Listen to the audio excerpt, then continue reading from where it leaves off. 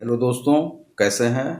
मैं हूं आर के सुमन। आप देख रहे हैं हमारे चैनल समाचार विश्लेषण साइट को, जिस पर मैं आज बताऊंगा कि भारत में भी न्यू स्ट्रेन कोरोना का कैसे दस्तक दे रहा है। दरअसल पिछले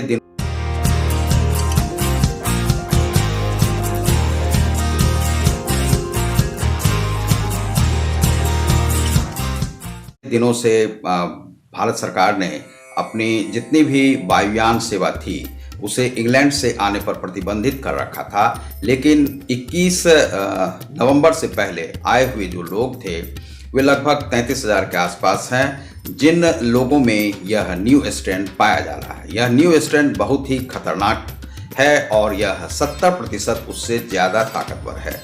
इसमें कहा जा रहा है कि जो आप कोरोना वायरस की जो बनावट आप देख रहे हैं, जो इस प्रकार से है और उसमें वह बढ़ोतरी हो गई है और बढ़ोतरी एक एक उसमें अलग से उसमें डीएनए में उसके जो वाइट ब्लड सेल्स हैं उसमें वह बढ़ोतरी हुई है, प्रोटीन में बढ़ोतरी हुई है। वह प्रोटीन को ही प्रभावित करता है बहुत ज़्यादा मात्रा में, और उससे जो है आप जो भी दवा लेते हैं दवा का भी प्रभाव उस पर ज़्यादा नहीं पड़ता है। और इंजेक्शन का निर्माण फाइजर और ऑक्सफोर्ड वगैरह कंपनियों ने कर रखा है, लेकिन वह इंजेक्शन अब कार्य करेगा या नहीं वह भी संदेह में है।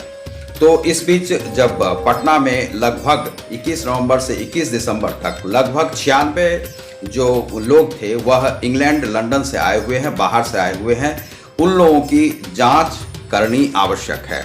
और उन लोगों के जांच के लिए सरकार ने लैब टेस्ट के लिए उन लोगों को भेज दिया है कि वे लोग अपनी जांच करवाएं, और लैब में चला गया है। आरटीपीसीआर की जांच उनकी की जाएगी और उनकी स्थिति को देखा जाएगा। दरअसल यह जो न्यू स्ट्रेन है इसकी जांच की व्यवस्था हर जगह पर नहीं है। यह मिन्हांस जो बेंगलोर में है उसमें है, और हैदराबाद और पुणे में भी है, और बिहार में भी उसकी व्यवस्था की जा रही है। और ये जो 96 मरीज होंगे, यदि उनमें पाया जाता है कि वह न्यू स्ट्रेन, तो उनके लिए अलग से व्यवस्था की जाएगी। दरअसल जो 6 मरीज आए हैं, 6 मरीज जो 33,000 से ज़्यादा जो लोग आए हुए थे इंग्लैंड से, और इंग्लैंड में उस समय में काफ़ी यह न्यू स्ट्रेन जो है सो डेवलप कर रहा था। इस कारण से कुछ जगहों पर वहाँ पर प्रतिबंध लगाया गया है, लॉकडाउन की स्थिति इंग्लैंड में बनी हुई है। लेकिन बहुत सारे देशों, लगभग 40 से ज़्यादा देशों ने इस जो वायुयान इंग्लैंड और लंदन से आ रहे थे उन्हें प्रतिबंधित किया अपने देशों में, और उन्हें प्रतिबंधित करने के बाद उसे जो है आने नहीं दिया जा रहा था। लेकिन जो पहले आ चुके हैं 21 दिसंबर से पहले, वे सभी लगभग सितंबर से ही इसके न्यू स्ट्रेन को देखा जाने लगा था। लेकिन सभी वैज्ञानिकों ने सोचा और स्वास्थ्य कर्मियों ने सोचा कि शायद हो सकता है कि यह बाद में ठंड आने के बाद यह समाप्त हो जाए, लेकिन यह समाप्त नहीं हो रही है। इसकी स्थिति अभी उतनी अच्छी नहीं है और इंग्लैंड में पूरी तरह से अपनी जकड़ में वह फैल गया है। जो पहले जितने लोग थे उससे ज़्यादा 70-77% के आसपास लोग उससे प्रभावित हो गए हैं न्यू स्ट्रेन से, और वहाँ पर बहुत ही बुरी स्थिति हो गई है। और भारत में भी वह न्यू स्ट्रेन अब प्रवेश कर गया है। तो 3 मरीज को मिन्हांस में जांच के बाद बेंगलुरु में पाया गया कि उनमें यह न्यू स्ट्रेन कोरोना का है, और 2 हैदराबाद में जांच हुई और 1 पुणे लैब से यह रिपोर्ट मिली है।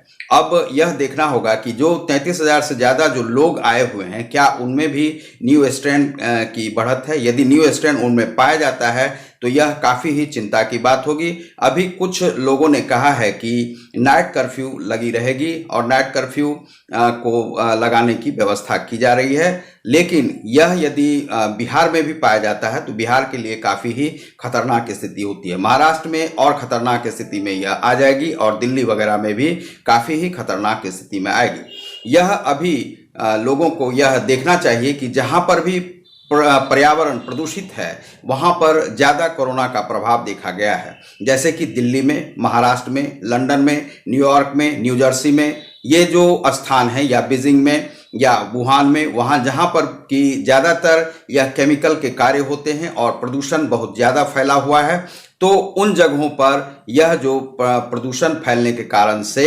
यह स्थिति बनती है। तो लोगों को अब आगे आने वाले जो समय है उसमें रहन सहन में काफ़ी बदलाव करना होगा। वह बदलाव इस प्रकार का हो सकता है कि उन्हें चाहिए कि जो छोटे छोटे शहर हैं जहाँ पर कि पर्यावरण ज़्यादा प्रदूषित नहीं हो, काफ़ी पेड़ पौधों की व्यवस्था करनी पड़ेगी। दिल्ली वगैरह जो 1 करोड़ से ज़्यादा वाले आबादी वाले शहर हैं उन्हें ज़रूर ही बंद करना होगा, क्योंकि यह जो न्यू स्ट्रेन आ रहा है इसके बाद हो सकता है कि और इससे भी ज़्यादा म्यूटेशन की स्थिति में कोरोना वायरस हो, और कोरोना वायरस म्यूटेशन करने के बाद और ज़्यादा प्रभावशाली बन जाता है। तो यह स्थिति आने वाली है आने वाले समय में। और यदि ये 96 मरीज अभी बिहार में पटना में यदि वे पाए जाते हैं कि उन्हें न्यू स्ट्रेन का यह कोरोना है, तो उसके बाद बिहार की भी स्थिति बहुत नाजुक बनने जा रही है। और उन लोगों को अब यह 14 दिन का जो क्वारंटाइन है, 14 दिन का क्वारंटाइन नहीं होना चाहिए। ऐसे लोगों जो बाहर से आ रहे हों, चाहे किसी भी शहर से आ रहे हों, उनसे जरूर ही लोग नहीं मिले। उनसे लगभग 4 मीटर की दूरी से ही बात करें, और 15 मिनट से ज़्यादा लोग किसी भी लोग से बात नहीं करें। मास्क जरूर ही पहने और अपने नाक और मुंह को जरूर ही ढक कर रखें, कान को, आंख को, इस सब को बंद करके रखें। हाथ मिलाने का कार्य नहीं करें, ये सब करें। और छोटे छोटे शहरों में जहां पर कि पेड़ के वृक्ष हों, जहां पर कि ऑक्सीजन की मात्रा बहुत ज़्यादा हो, वहां पर रहने का प्रयास करें। अब सरकार को आगे आने वाले समय में, चाहे वह न्यूयॉर्क हो या आपको लंदन हो या कोई भी देश हो, साउथ अफ्रीका या साउथ कोरिया में भी न्यू स्ट्रेन आ चुका है और उससे जो है वहाँ पर काफ़ी खतरा है। ऐसे जो सरकारें हैं, चाहे भारत की सरकार है, उन लोगों को बड़े बड़े शहरों को का जो डिज़ाइन है उसे ख़त्म करके यह छोटे छोटे शहरों में लोगों को बसाना होगा। और वहाँ पर प्राकृतिक पूरी छटा को जो नुकसान जो पहुंचाया जा रहा है, बराबर ऑक्सीजन की मात्रा, ऑक्सीजन लेवल बिल्कुल ही घटती जा रही है प्रकृति में। इस कारण से भी इसका यह चलन और बढ़ती जा रही है और इससे काफ़ी लोगों को खतरा हो रहा है। तो दोस्तों, आप देख रहे हैं हमारे चैनल समाचार विश्लेषण को, जिसमें मैं समाचार विश्लेषण पर कोरोना वायरस के न्यू स्ट्रेन के बारे में, म्यूटेशन के बारे में मैं बता रहा था। और इसमें पर्यावरण को प्रदूषित होने से बचाएं, बड़े बड़े शहरों में लोग अभी रहना छोड़ें और जो प्राकृतिक स्थिति में अच्छे अच्छे शहर हैं वहां पर रहें, जहां पर कि ऑक्सीजन की मात्रा बहुत ज़्यादा है। बहुत बहुत धन्यवाद।